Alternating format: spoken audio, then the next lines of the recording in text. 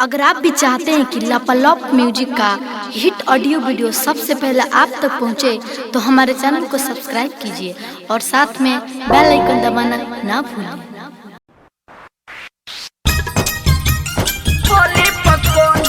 Music by गौरव रोशन।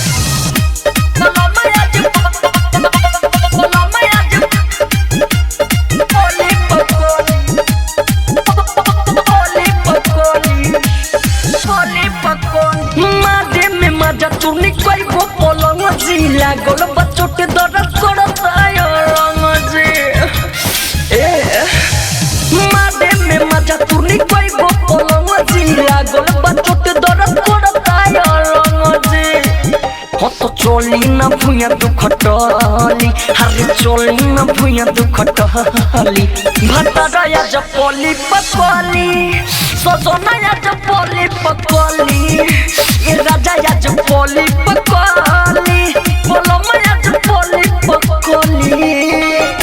ये राजा या जपली पकली पकली पकली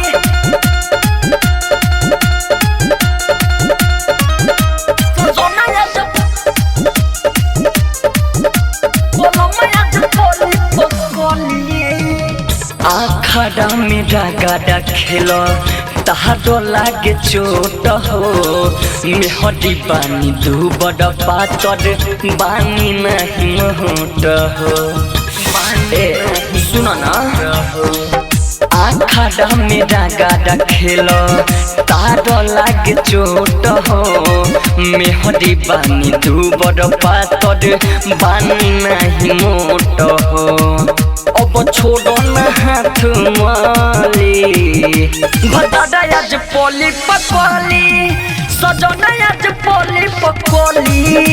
ए मान जाए न पोली पकली बोलो मैं आज पोली पकली बोलो मैं आज पोली पकली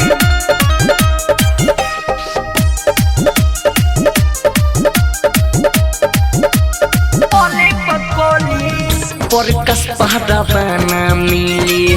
ओह लगे सब दजी कहती न पायल तनिको सुनली आवाज जी सुने ना परकस पहाड़ा बना मिली ओह लगे सब दजी कहती न पायल तनिको सुनली आवाज जी हर चोली में गोल हुन चहली भतरा आज पोली पकली ये राजा आज पोली पकली मान जाए न पोली